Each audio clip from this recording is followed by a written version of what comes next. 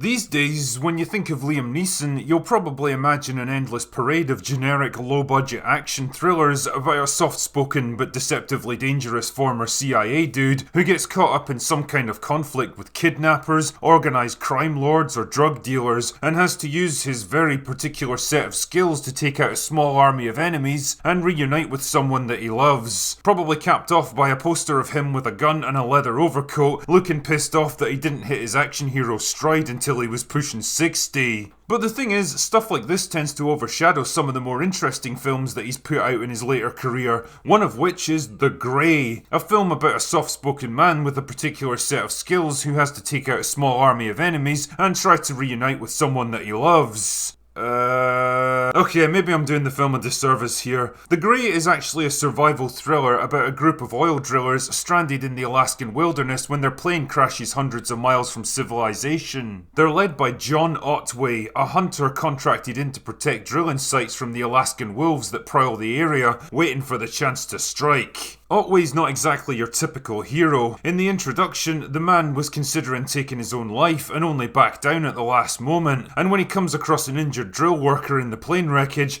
he knows the guy's done for and just straight up tells him to let go, rather than hang on for help that'll never come. Damn man, this guy doesn't fuck around. That brutal moment pretty much sets the tone for the rest of the story. A bleak, desperate struggle for survival against increasingly hopeless odds as the group get picked off one after another, either by the brutal weather conditions, the unforgiving landscape, or the pack of wild wolves that are following their every step, waiting for their chance to take down a weak member of the team. As their numbers dwindle, tempers flare and they begin to turn on each other until only a handful of them are left. But are they hiking away from danger, or even deeper into the heart of it? Now, the way I describe this film probably makes it sound like pretty much every bog-standard survival story that's been done a million times before. Something that'll keep you reliably entertained and engaged for a couple of hours, and then quickly fade from memory once it's over. But the interesting thing about The Grey is that there's a lot more going on beneath the unassuming surface, and the deeper you dig, the more you realise the filmmakers were trying to say a lot more than at first glance. It's a story that asks deeper questions about the nature of religious faith versus atheism, the power of hope against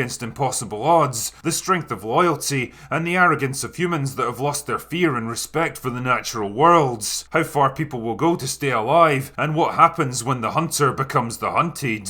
In short, it's a pretty smart movie that asks a lot of interesting questions without giving any definitive answers. One deeply religious man clings to the belief that God will protect him, only to discover that, well, God's decided to sit this one out. Another man that's been a total dick throughout the movie, confident that a piece of technology will save the day, finally accepts his fate and makes peace with the others, choosing to quietly go out on his own terms rather than keep struggling on. Even John himself is revealed to be a lost and broken man, knowing his time's up but determined to go out fighting rather than give up and die. Each man brings a slightly different perspective, with different worldviews, drives, fears and motivations, but ultimately it's all rendered kinda meaningless in the face of nature's harsh, simple brutality. Far away from the protection and complacency of civilization, the only rule that applies now is survival of the fittest. The cast all do an excellent job, delivering subdued, naturalistic performances that really hammer home the bleak, unforgiving situation they find themselves in. They're not neatly defined heroes or villains, but just men, frightened, desperate and unprepared for what they're up against. There's moments of decency, compassion and friendship between them, but there's also times when cowardice and selfishness get the better of them. This is a world where slowing down to save an injured friend or trying to help a man in trouble can just as easily get both of you killed.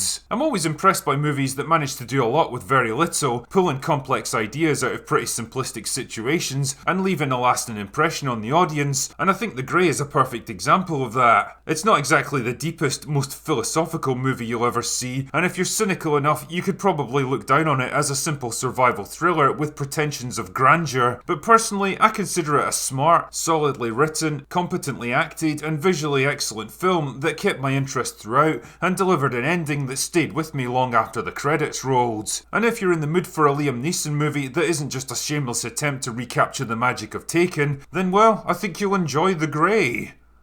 Anyway, that's all I've got for today. Go away now.